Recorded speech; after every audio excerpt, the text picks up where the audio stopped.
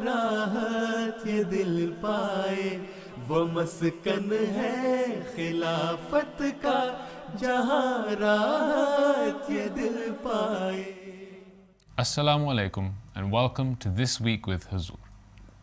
It is our pleasure today to introduce the Gambia's National Amla, who had an hour-long virtual mulaqat with Hazrat Khalifatul Masih, may Allah be his helper, last Saturday. However, we begin with highlights from a Jamia class.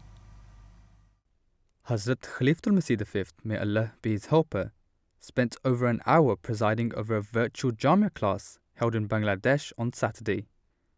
Following tilawat and short presentations, the session turned to a series of questions and answers.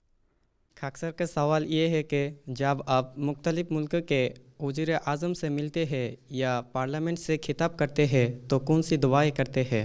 दुआ यही करते हैं कि अल्लाह ताला इनके, एक तो ये कि किसी से खौफज़दा होने की ज़रूरत नहीं, हम अहमदी हैं और हमें पता है कि एक अहमदी मुसलमान जो है उसको किसी के रोब में आने की ज़रूरत नहीं है।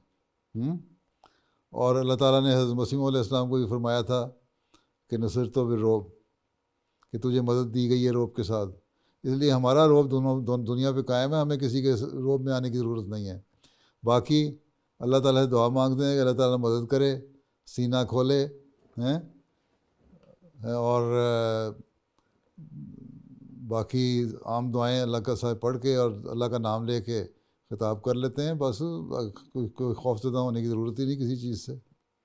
हमारे तो जो मुबल्लिगीन हैं, अच्छे मुबल्लिगीन तजर्बाकार, वो भी बड़े बड़े लोगों से मिल लेते हैं और बग़ैर डरे मिलते हैं। उनको पता है कि हमने दुनिया को गाइड करना है, ये ज़हन में रखो कि हमने दुनिया की रहनुमाई करनी है, हमने दुनिया को गाइड करना है। जब ये पता हो कि हमने दुनिया की रहनुमाई करनी है, हमने दुनिया के गाइड करना है, तो फिर किसी किस्म का खौफ की ज़रूरत नहीं। और ये भी पता हो कि अल्लाह ताला की मदद हमारे साथ है, ये भी पता हो कि अल्लाह ताला ने हज़रत मसीह से वादा किया कि तुम्हारी नुसरत मदद ताईद और मैं फरमाऊँगा। तो बस फिर ये सारा कुछ पता हो तो दुआ करो और अल्लाह ताला का नाम लो, बिस्मिल्लाह पढ़ो हैं, और ये भी दुआ पढ़ा करो कि रब्बे हबली हुक्मन वलिकनी सालिहीन वजअली लिसाना सिद्क़िन फिल आखिरीन। ये दुआ भी पढ़ा करो, रब्बी इश्रह ली सदरी यस्सिर ली अमरी वहलुल उक़दतम मिन लिसानी, ये भी पढ़ा करो हैं। तो ये सारी दुआएं भी पढ़ते रहा करो और समझो कि तुमने दुनिया को लीड करना है, दुनिया रहनुमाई करनी है, तो ये चीज़ें तो जहन में होंगी तो कभी कोई परेशानी नहीं होगी। ठीक है, तो मुझे तो अल्लाह के फज़ल से कभी कोई परेशानी नहीं हुई, चाहे बड़े से बड़ा लीडर हो। अमेरिका में जब मैं गया हूँ कैपिटल हिल में ख़िताब से एक दिन पहले, वहाँ के टॉप के 3 पादरी जो उनके आर्मी में भी और सर्विसेज में भी ख़िताब करते हैं और बड़े मजे हुए लोग थे, वो आए, मेरे से मुलाकात थी एक दिन पहले। तो मुझे कहने लगे कि कल तुम्हारा ख़िताब है पार्लियामेंट कैपिटल हिल में, तो तुम्हें कोई खौफ पैदा हो रहा होगा या कोई तैयारी कर रहे होगे, पता नहीं क्या। तो मैंने उससे कहा मुझे कोई खौफ नहीं, मैंने तो बात करनी है कुरान करीम की तालीम की रोशनी में, अल्लाह रसूल के हुक्मों की रोशनी में, और वो मुझे पता है कि वो बात ऐसी है उसका मुकाबला तुम लोग नहीं कर सकते। कहता है अच्छा, हम तो जब हालांकि बड़े मज़े हुए हैं और साल से सर्विसेज में भी काम करते हैं और बड़े बड़े पार्लियामेंट में जाके वहाँ कैपिटल में भी बाज़ दफ़ा हमें बोलना पड़ता है, लेकिन हर दफ़ा जब हम जाते हैं हमारे अंदर डर होता है कि पता नहीं हम किस तरह बोलेंगे। लेकिन तुम तो कहते मुझे डर ही कोई नहीं। मैं कहा मुझे डरने की ज़रूरत कोई नहीं, अल्लाह हमारे साथ है। ठीक, इसलिए कोई परवाह की ज़रूरत नहीं और अल्लाह फिर साथ देता है। ठीक है। अस्सलाम वालेकुम रहमतुल्लाह। प्यारे हुजूर, खाकसर मोहम्मद जहांगीर आलम दर्जा सालसा का तालिब इल्म हूँ। खाकसर का सवाल है कि हज़रत अक़दस मसीह मऊद अलैहिस्सलाम पर इल्हाम हुआ कि बादशाह तेरे कपड़ों से बरकत ढूंढेंगे। इस बारे में प्यारे हुजूर के मुबारक ज़बान से कुछ सुनना चाहते हैं। हाँ, क्या सुना सकते हैं? उसका इल्हाम हुआ कि बादशाह तेरे कपड़ों से बरकत ढूंढेंगे, तो इसका मतलब है कि हज़रत मसीह अलैहिस्सलाम के हर काम में, हर बात में और कपड़ों में और हर चीज़ में बरकत है। इसलिए जो बड़े बड़े बादशाह हैं वो भी इस बात को अपने लिए एजाज़ समझेंगे और एक काबिल कदर चीज़ समझेंगे कि उनको हज़रत मसीह अलैहिस्सलाम के कपड़ों का कोई तोहफ़ा मिले और बरकत मिले। अब आजकल वो बरकत तो मिल नहीं सकती। अगर हमने बरकत ढूंढनी है सारी दुनिया में, हर अहमदी को तो बरकत नहीं पहुंच सकती, और ना हर बादशाह तक वो बरकत पहुंच सकती है कपड़ों की सूरत में, अमली सूरत में। तो इसके लिए यही है कि हज़रत मसीह अलैहिस्सलाम की जो तालीम है उसको हम अपने ऊपर पहले लागू करें, जो आपने बताया हमें, आपके जो मिशन है उसको हम पूरा करने की कोशिश करें। और यही जो बरकत है मसीह मऊद अलैहिस्सलाम के आमद की बरकत, और आपके ज़रिए से हयाए नौ की बरकत, अब आपके ज़रिए से इस्लाम की नशत सानिया की बरकत, आपके ज़रिए से इस्लाम का झंडा दुनिया में लहराने की बरकत, आपके ज़रिए से खुदाए वाहिद की हुकूमत को दुनिया में कायम करने की बरकत, आपके ज़रिए से रसूल पाक सल्लल्लाहु अलैहि वसल्लम के झंडे तले दुनिया को लाने की बरकत। ये चीज़ें बरक़ात तो आप हमें दे गए, इनको अब हमने हासिल करके इनसे फ़ायदा उठा के दुनिया में फैलाना है। ठीक है, बाकी कपड़ों की बरकत है वो अपनी जगह है अमली तौर पे, और चीज़ों की बरकत है। अब ये मैंने अंगूठी पहनी हुई है अलैहिस्सलाम की, ये हज़रत मसीह मौद अलैहिस्सलाम की अंगूठी है, वही पहले वाली अंगूठी जिस पे इल्हाम हुआ था और आपने बनवाई थी और आपने पहनी, ये मैंने बरकत की हासिल पहनी हुई है। तो जिसको तो बरकत अमली शक्ल में कपड़ों से या किसी चीज़ से मिलती है उसको हासिल करनी चाहिए, लेकिन इसके अलावा जिस तरह कि मैंने बताया, इन बरक़ात को फैलाना, आपकी तालीम को फैलाना और आपके मकसद को पूरा करना, आपके मिशन को पूरा करना, ये भी बरक़ात हैं। इनको जामिया के हर स्टूडेंट का काम है कि वो फैलाए। ठीक है, ख़ुद हासिल करे और आगे फैलाए। क्या ये कनाडा के वज़ीर आज़म पर चस्पा हो सकता है? वहाँ उस पर किस तरह चस्पा करना है, क्या दिल में कोई बात है, बताओ ना ज़रा खुल के। मैंने सुना कि वो हमारे तकरीर में आते हैं और आपके साथ मुलाकात भी करते थे। हमारी तकरीर में आते हैं, उन बड़े आते हैं बाज़, और वज़ीर आज़म भी आते हैं। हमारी तकरीर में कनाडा का जो इससे पहले वज़ीर आज़म था वो भी, मेरे कैलगरी मस्जिद का मैंने इफ्ताह किया तो वहाँ 3 घंटे का 4 घंटे का बाय एयर सफ़र करके कहीं जापान में G7 की कॉन्फ्रेंस में जाना था, तो पहले रुका, मुझे मिला, तकरीब में शामिल हुआ, फिर आगे गया। वो प्रेसिडेंट दूसरी पार्टी का था, वो भी मिला मुझे और तकरीब में आया, बड़ी इज़्ज़त करते थे, ये भी करते हैं।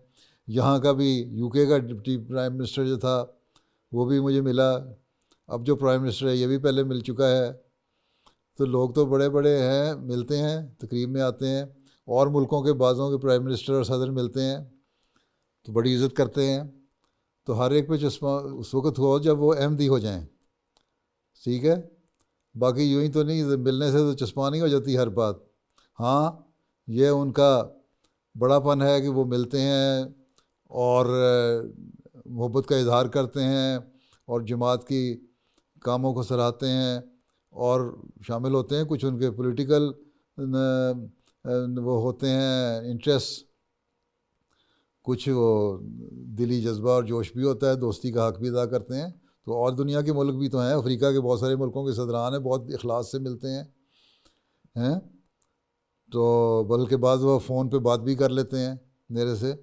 तो वो उनको ही क्यों ना बरकत हुई जो सिर्फ कनाडा पे लागू कर रहे हो, हैं?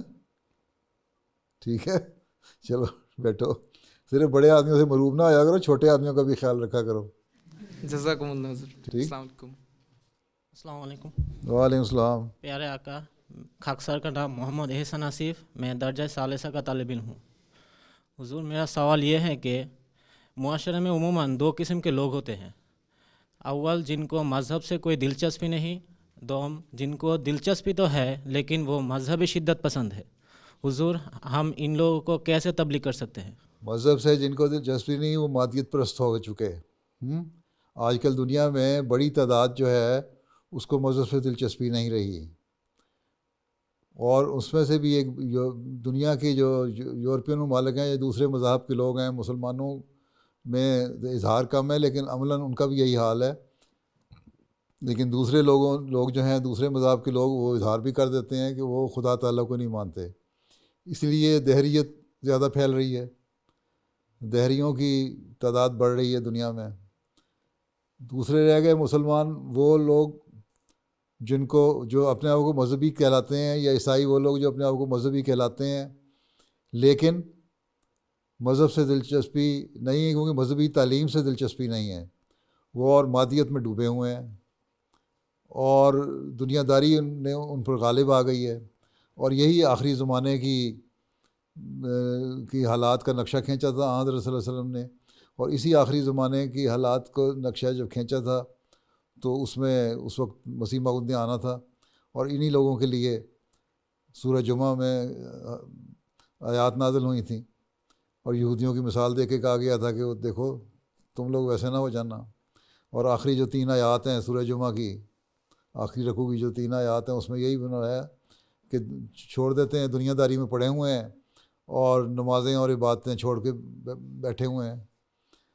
फिर ये तो पहली किस्म के लोगों की 2 किस्में हो गई, और तीसरी किस्म ये है जो शिद्दत पसंद हो गए।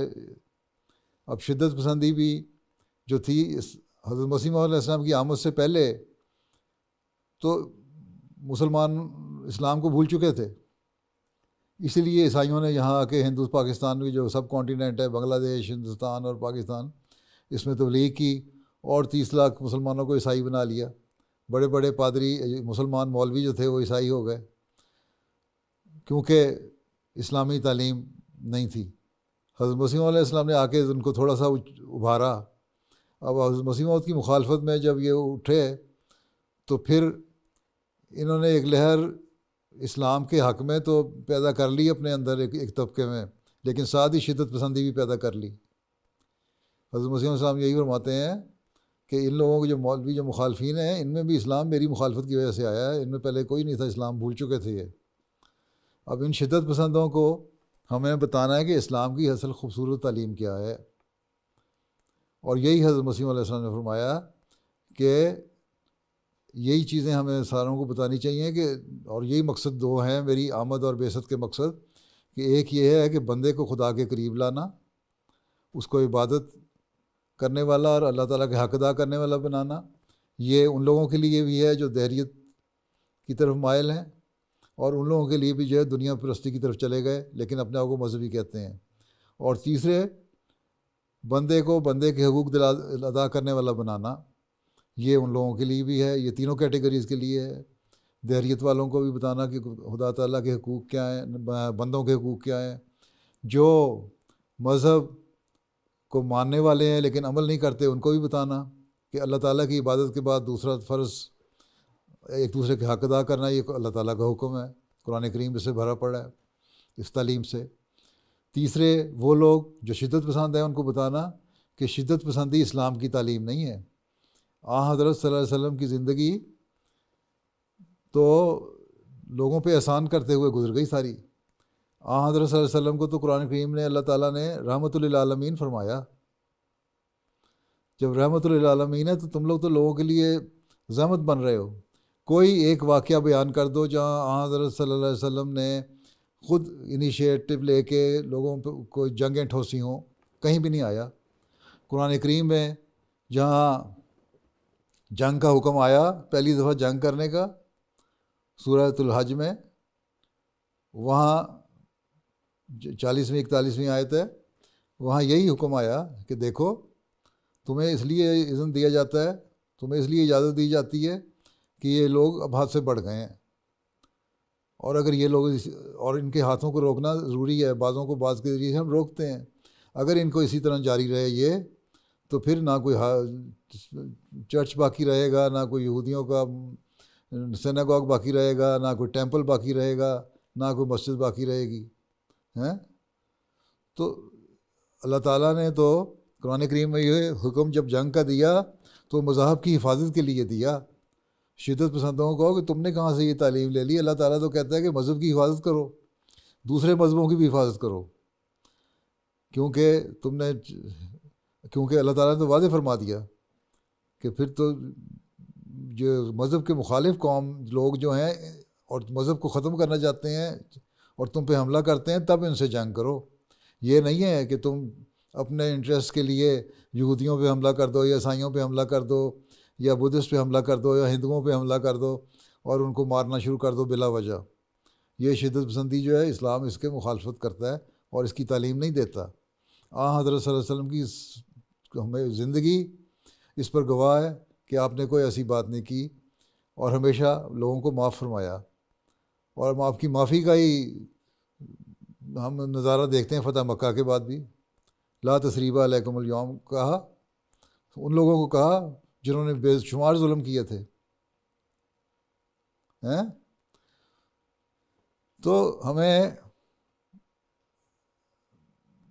इस चीज़ को लोगों को बताना होगा, इन शिद्दत पसंदों को, कि तुम लोग किस गलत काम में पड़ गए हो।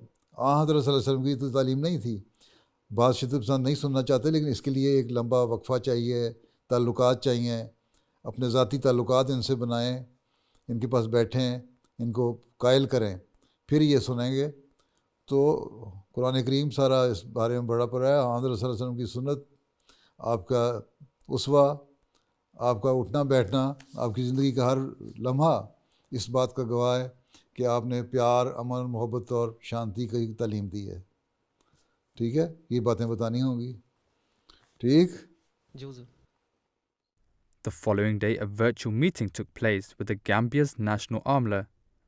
This was the first time the country's national office bearers had an official mulaqat with beloved Hazur.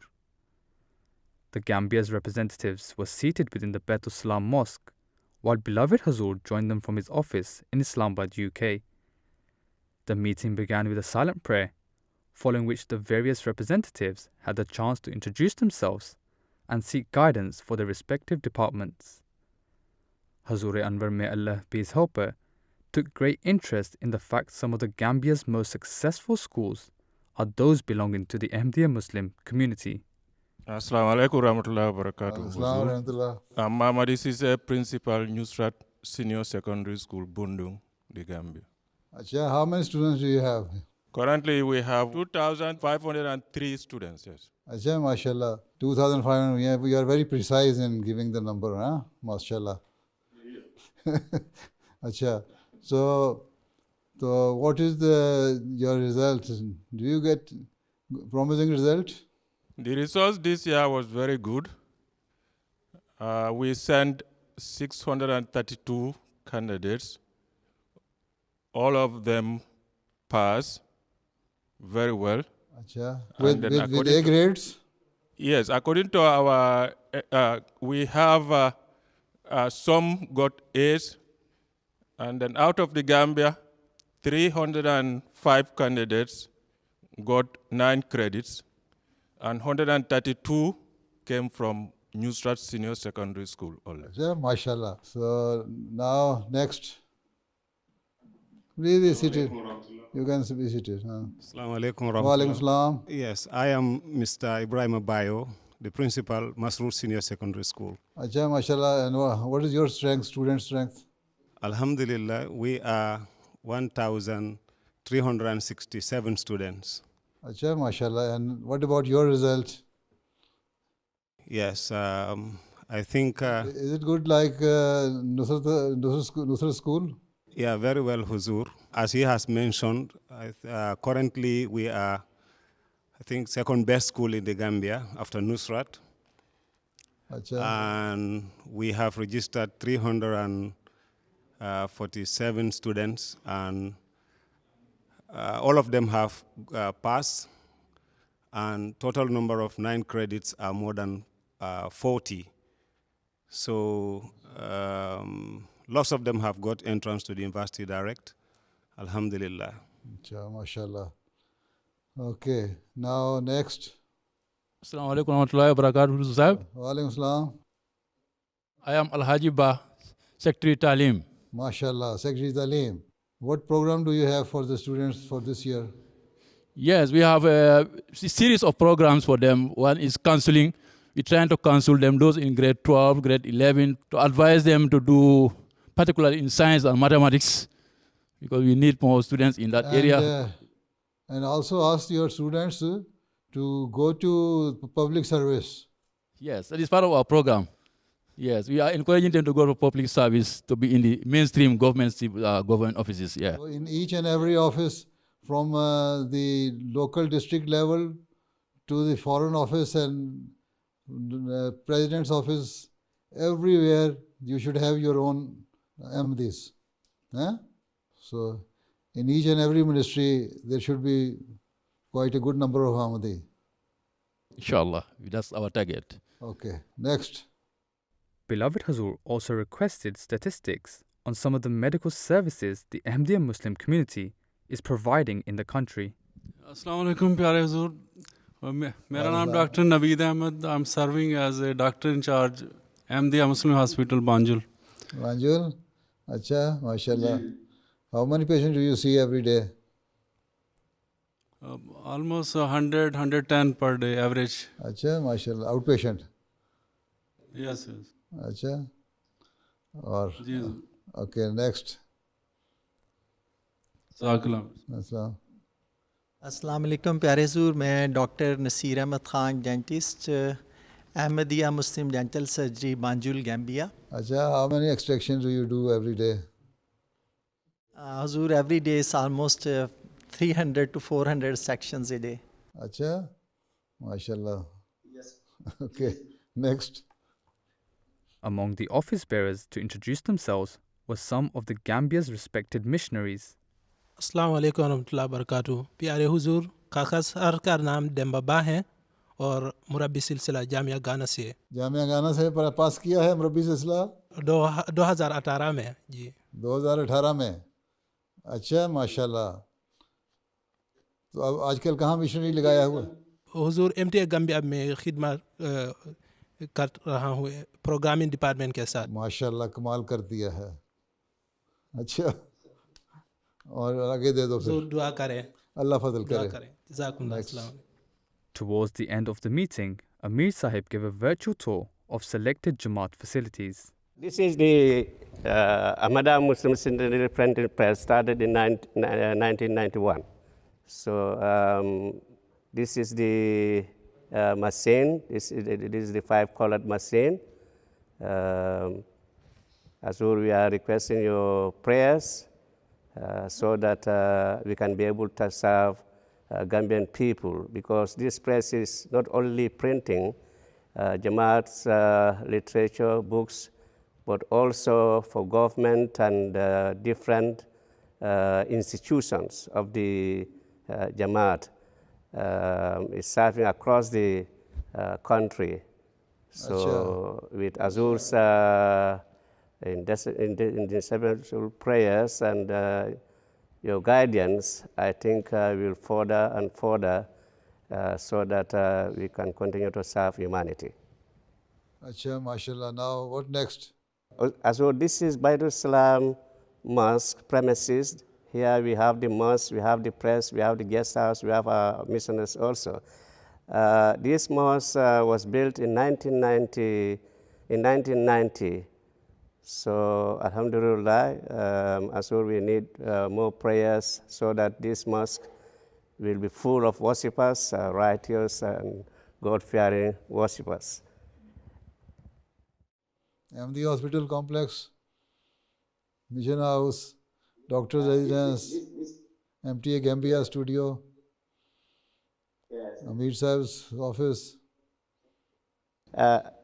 Azur, this is MTA the Gambia studio. We have the studio there, we have the Light FM radio.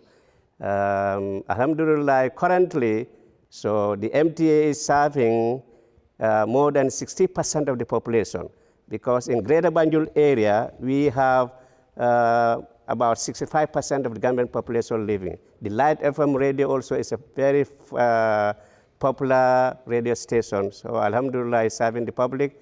Our medical and dental also, alhamdulillah, in this premises and vision. This is your big complex, the hospital, mission house, MTA studio, and everything is there at one place, huh? Quite a big complex. Yes, Acha, mashallah. Now time is over. You have already taken more than 1 hour. So with this, we shall end. And Allah Hafizun Nasir. Thank you very much. Assalamu alaikum wa rahmatullahi wa barakatuh. Assalamu alaikum. Those were some glimpses from the Gambia's National Amla meeting last weekend. We now end with our final segment, the Friday Sermon Summary. Hazrat Khalifatul Masih V, may Allah be his helper, spoke about Hazrat Muslim Maud Razilatullah Anhu during the Friday sermon. This week, Ahmadi Muslims around the world will mark Muslim Maud Day, and Hazur spoke of certain characteristics by which the grand prophecy of the promised Messiah ﷺ regarding Hazrat Muslim Maud Razilatullah Anhu was fulfilled. 16-17 साल की उम्र का नौजवान जिसकी दुनियावी तालीम या दीनी तालीम भी बाकायदा कोई नहीं थी, वो ऐसे ऐसे निकात बयान करता है कि हैरत होती। तौहीद के मौजू पर 17 साल की उम्र में आपने जैसे मैं एक ऐसी तकरीर की जिसकी खलीफत मसीह अव्वल रज़ियल्लाहु अन्हु ने भी तारीफ़ फरमाई और फरमाया कि बिल्कुल नए निकात निकालें। मार्च 1907 में जबकि आपकी उम्र सिर्फ 18 साल थी, उस मुस्लिम मौद ने एक अजीम शान मज़मून बउनवान मोहब्बत इलाही तारीफ़ फरमाया, जो बाद में किताबी शक्ल में शाया भी हुआ। इस मज़मून से ही ज़ाहिर हो जाता है कि किस तरह अल्लाह ताला ने इब्तिदा में ही छोटी उम्र में ही उलूम ज़ाहिरी व बातिनी से आपको पुर करना शुरू किया। आपने फरमाया खुदा ताला ने आदमी को पैदा ही मोहब्बत के लिए किया है और उसके पैदा करने का मकसद और गरज़ ही यही है कि खुदा ताला की मोहब्बत में सरशार हो और उस दायमी ज़िंदगी बख्शने वाले समुंदर में हमेशा गौताज़न रहे। दायमी ज़िंदगी कौन सी है? अगले जहान की। मोहब्बत ही के नतीजे में इंसान गुनाहों से बचता है और दर्जात में तरक्की करता है और मोहब्बत ही खुदा शनासी का मूजब बनती है। बदूं मोहब्बत इंसान को खुदा ताला की हकीकत और मार्फत नसीब हो ही नहीं सकती। जवानी की उम्र की बातें हैं उस शख्स की जिसकी, जैसा कि मैंने कहा, कोई दुनियावी तालीम नहीं थी लेकिन उलूम ज़ाहिरी की बातों से पुर किया गया था। ये हज़रत मसीह मौऊद अलैहिस्सलाम की सदाकत और हज़रत सल्लल्लाहु अलैहि वसल्लम की पेशगोई की सदाकत का भी एक निशान है। खुतबात और तफसीरें हज़रत मुस्लिम मौऊद की इसके अलावा हैं जिनमें इल्म व मार्फत के निकात हैं, उलूम व मार्फत की नहरें बह रही हैं उनमें। फिर मुख्तलिफ मजालिस में दुनिया की रहनुमाई आपने की है। बस इस ख़जाने को भी जो काफ़ी हद तक छप चुका है जमात के अफराद को पढ़ना चाहिए। अल्लाह ताला हज़रत मुस्लिम मौऊद रज़ियल्लाहु अन्हु को दर्जात बुलंद फरमाता रहे।